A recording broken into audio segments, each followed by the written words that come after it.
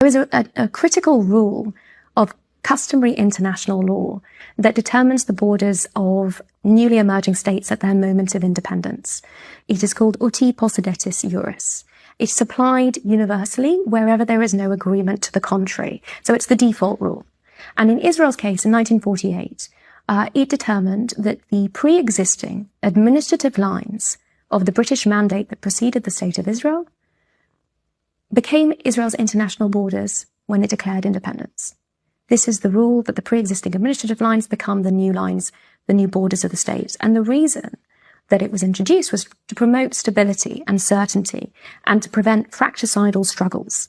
The International Court of Justice outlined these justifications for it when it recognized that it had become established. It was introduced in the 19th century, applied in South America with the withdrawal of the Spanish. It's applied in Asia and Africa, also to the dissolution of the former communist federations. Ukraine's borders followed uti possidetis juris. And that's quite a critical comparison, because I think the three of us would agree that Russia has been in occupation of Crimea from Ukraine. Why is that? Because Crimea was part of Ukraine according to the rule of uti possidetis juris at Ukraine's formation. Well, in the same way, when Israel came into existence, the West Bank and East Jerusalem and Gaza fell within that territory of the administrative lines of the pre-existing British mandate. Now, that's critical, because immediately in this war of annihilation that I've described, Jordan occupies the West Bank and East Jerusalem from Israel, and Egypt occupies Gaza. And that occupation ended in 1967 when Israel recovered that territory. That's when this allegation of occupation for many people is dated from. The problem with that is you cannot occupy what is already your own sovereign territory. I.e., if Ukraine was to retake Crimea and hold it, no one would say that was occupation of Crimea. From Russia, yes. Indeed. Right, okay. And that is a stark parallel comparison. Now, what Israel did in 1967 is it applied its law administration and jurisdiction in full over East Jerusalem. It reunited the city, but it didn't do so in the West Bank. Instead, it applied a temporary framework.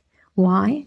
Because under the Land for Peace formula, it expected that it would give up some of the West Bank, or Judea and Samaria, to Jordan in pursuit of peace. But when the 1994 peace agreement with Jordan finally came about, Jordan didn't want anything to do with the West Bank.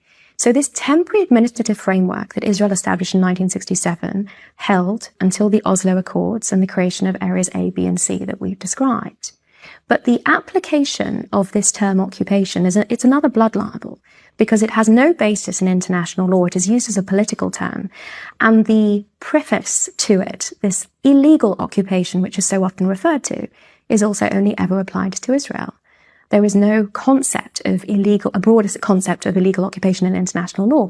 And in all the instances, situations of real occupation, in the context of which is envisaged by the Geneva Conventions, and the context of, the real transfer of populations, in Cambodia, Vietnam, in Nagorno-Karabakh, in Northern Cyprus, none of these cases has this allegation of illegal occupation or illegal settlements even been advanced. So this is another example of a modern blood libel being deployed against Israel in order to shape the discussion, in order to shape the international politics and diplomacy, in order then to put pressure on Israel.